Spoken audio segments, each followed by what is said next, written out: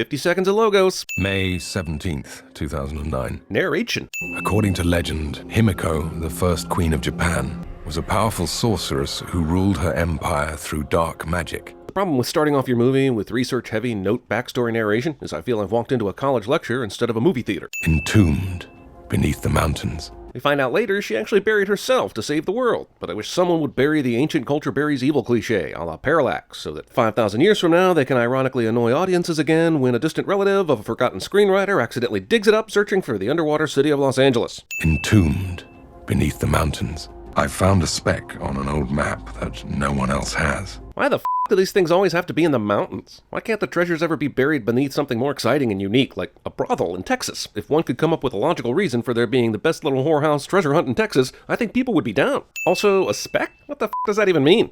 Other people have the same map, but mine has dirt on it. Egad, I'm way ahead of everyone else on finding the mystical ruler buried with a mythical death touch. I have to get there first. So I can write the word first on her tomb before some other noob does.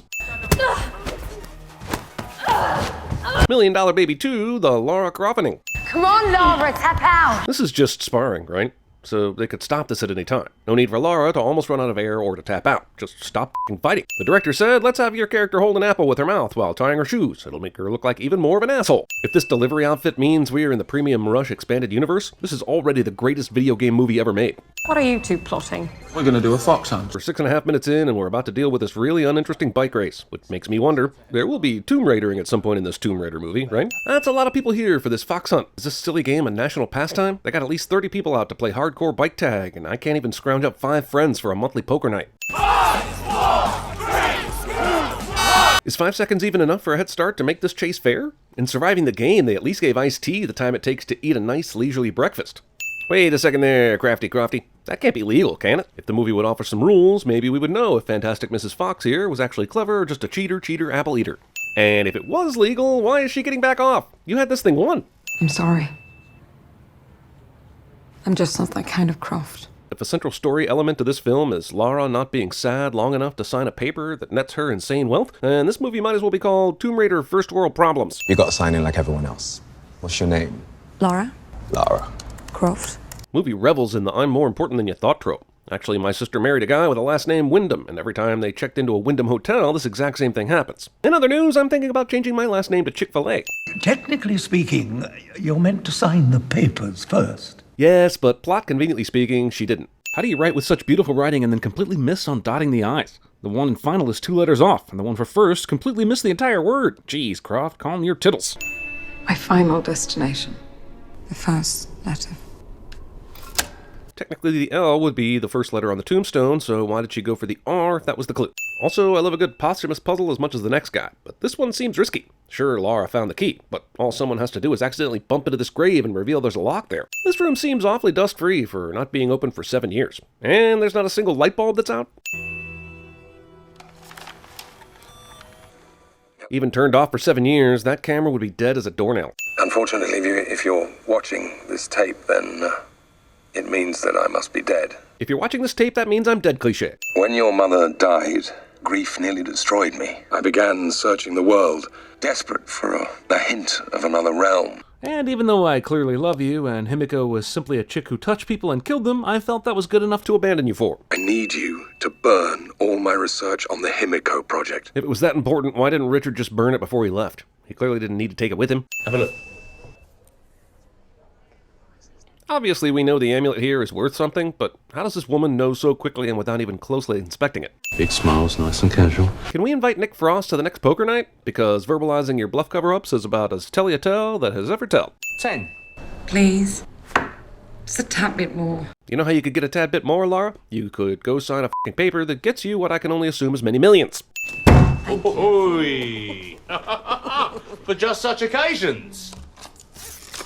For just such occasions. Except on this occasion, the coffee was clearly already within reach without using the pen, so why use it at all? Endurance, over there. Guy robbing Lara helpfully gives the name of the boat she needs to find to continue the adventure before robbing her. Tomb Raider of the Caribbean? Endurance. Isn't that the exact boat she was looking for? Well, would you look at that? I guess good things do happen to lucky people in movies where the plot needs to keep moving forward. I just don't care anymore, okay? Movie pro tip. You can often judge the moviness of any movie by the proximity of any given character to a picture of important people to them at the exact moment it would be most emotionally necessary for them to see it. June 23rd. I may have found the next piece to the puzzle. I was willing to forgive the first 2 rounds of tape's position, but you had to go to the well one more time, didn't you? This is turning into diary reading the movie. That within the tomb one must face the ordeals of Himiko. Is the first one only the penitent man shall pass? Because I might be able to help you out if it is. I'm convinced that my progress is being monitored. I know them by name now. The Order of Trinity. They were known by another name, the Brotherhood of the Cruciform Sword. You know what? This movie is so unapologetically ripping off The Last Crusade, I'm going to add 10 sins for it. The lifeboat! How is that not the first thing they went for? Not sure I can speak to how good of a captain Lou Ren is or isn't, but I'm confident in saying that neither he nor Lara are very good at abandoning ship. Over dramatic much movie? Jesus. She's literally just jumping into water, which the viewer had no doubt she will make it into. The way this is shot and scored would have you think she's trying to land on something very specific while rescuing a newborn baby from a lion's mouth. No! Polo! Hey, we're just the island crew who stands here in the middle of the storm of the century, in case someone randomly washes ashore that we can conk over the head. We'd love to conk. I asked Jerry here if we could be called the conking crew. He said no. Jerry. A reef. You hit it. Thank God I found you. If I've learned anything from movies over the past couple of years, it's that if Boyd Crowder finds you, it's most definitely not a good thing. I have 2 daughters. Dark hair like you. Pretty like you. Forgive me. Rude. Does every dad abandon their daughter and go off seeking treasure in this universe? Also, don't get me wrong, I'm 100% here for the Gauguinazants. But he's so typecast by this point that he might as well legally change his middle name to Twirl's Mustache. Are you an evil occupying force in a Hollywood production, but can't be sure if the audience actually knows how evil you are? Now, thanks to the miracle of slave labor, you can! Forced slave labor removes all doubt from audiences of all kinds that you are truly the dirtiest bastard in the movie, and audiences everywhere will rejoice in your eventual demise. They've been here close to 7 years. How have they not come across this before? What exactly does having their hands tied up accomplish at this point? All it does is impede their ability to work. Matthias's crew have guns on them, and no one else has their hands tied. We know Matthias is not going to shoot Lara, so this scene holds about as much dramatic weight as an episode of Modern Family. Lara, get ready. Hey. Go! How much harder would it have been to actually add the words "to run" after "get ready"? 2 syllables away from Lara at least having a clue what you were thinking. Also, how does he think taking out one guard would give Lara the ability to escape? It's not like he's the only guy around with a gun. If this guy doesn't miss, this guy's gun doesn't jam, and this magical pulley thing doesn't take this guy out, Lara dies before ever getting to raid her first tomb. Jesus, these guys are terrible shots. Trinity clearly didn't go with the A crew for Project Himiko. Oh no, what will she do? She's got nowhere to go except for that lucky-ass tree bridge that's crossing the ravine and just happens to be at this very spot where she ran. Yeah, just get those last couple of pointless shots off. Maybe Matthias will give you a gold star for the effort later. This is a sure deadly-ass drop off this waterfall, if not for yet another lucky-ass thing that's going to save Lara that probably shouldn't even be here considering how deteriorated it is. Jesus, it's like the island knew what the plot of this movie was going to be before Lara got here. After all that craziness with the plane moving around, it's amazing that not only did this parachute end up directly above her, but with the logo face out so we could all know what it was. The entire plane sequence is awesome and is a great action centerpiece for this film. However, I'm not saying she would necessarily die after all this, but I am saying she would definitely be dead. In a Tomb Raider movie that has legitimately good action and fighting sequences, this pitch-black fight scene where it's impossible to make out what's going on seems really out of place. Hey, it's Richard! What a surprise, said no one watching this movie. Also, how have Richard and Matthias not run into each other this entire time? How big is this island? I'm not mad, just ignore it. We'll go away. In the Battle of 2018 scenes involving a father thinking his daughter, who he hasn't seen in years, is a hallucination, Tomb Raider beats A Wrinkle in Time by a mile. But you still made me think about A Wrinkle in Time, and that movie hard. Do you remember this? Please do. Sprout. If he thinks she's a hallucination, why would this gesture make a difference? It's not as if his mind couldn't have made that up too. Please stay with me. I'm not going anywhere. Too bad this wasn't your answer 7 years ago. A lot of this could have been avoided. But I realized she never let me leave. I'll let Lara send this one. What are you talking about? Who's she? What part of burn all my papers did you not understand? I mean, I'll give the guy a bit of a pass, since he's been cooped up in this cave for almost 7 years, but considering she found the island at all, how did you not already realize she had the research with her? Alicia Vikander apparently went to the Tom Cruise school of running toward things. Why do modern action heroines seem to be drawn to using a bow and arrow? Lara Croft, Katniss Everdeen, Legolas? No one will be seated during the people exchanging ineffective gunfire portion of the movie. I wish I would have known that you were alive all these years. Maybe take a walk every now and then? Seriously, this island can't be that big. I had to come all this way to see you die. I'll do it. Honestly, the only thing surprising about this decision is that it took so long for Lara to make it. If you don't believe in the supernatural, what's the fear in opening the door? A sneezing fit? Later we're going to find out that Himiko buried herself in the mountains to save the world. So why did she leave a puzzle to solve to get back in? Why would they want anyone to find this? I mean, if they made it Dark Souls hard. This is not a drill, people. 80 freaking minutes into the movie and we have officially started raiding a tomb. All hands on deck. It's go time, kids. Arachna CGIS.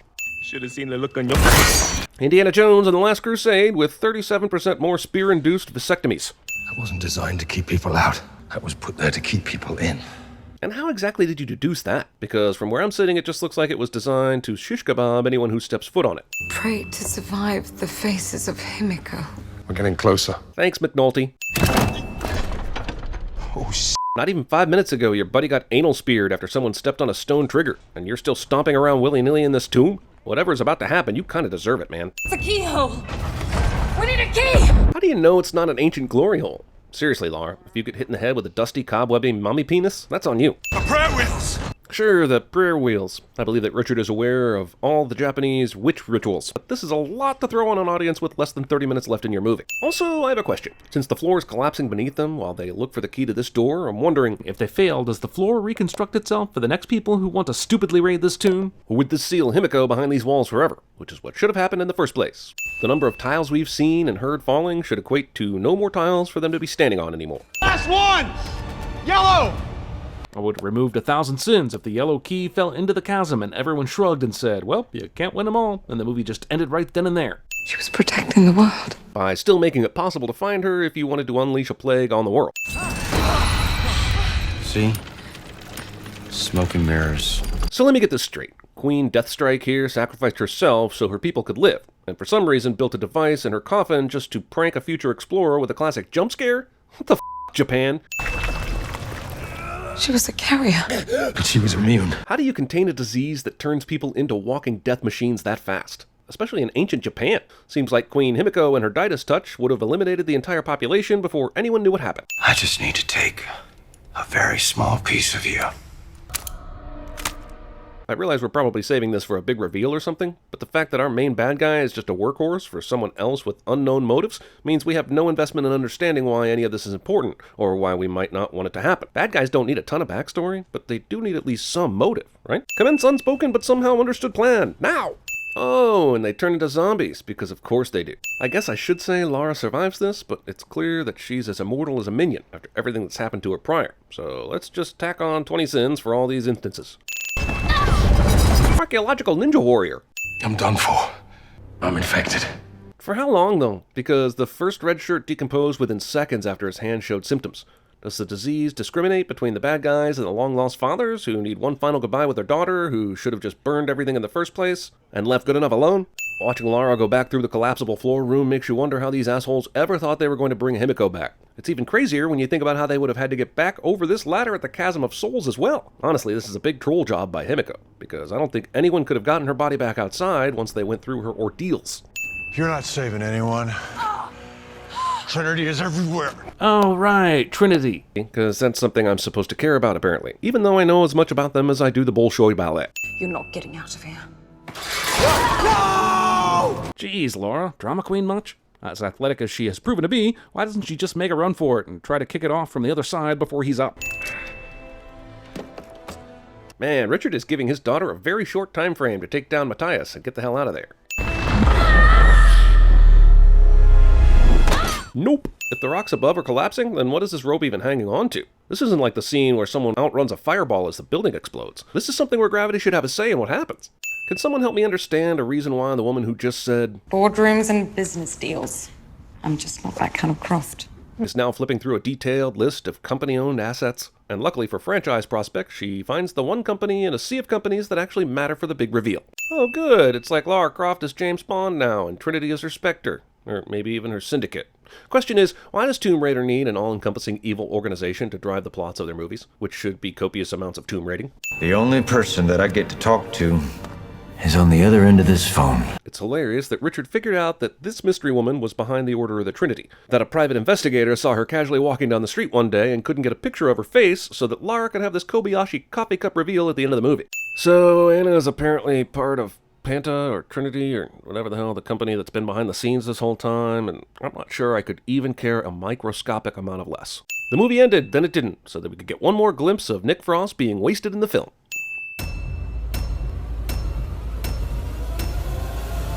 I've abandoned my child!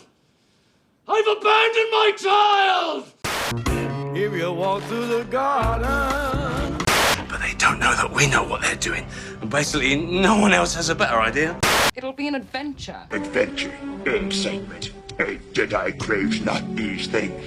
Since you've burnt the rest of my research, you'll never find it. So, about that. Do you think my son would be that stupid that he would bring my diary all the way back here? Just a bit outside. It's just a little old lady. It's the little old lady from Pasadena.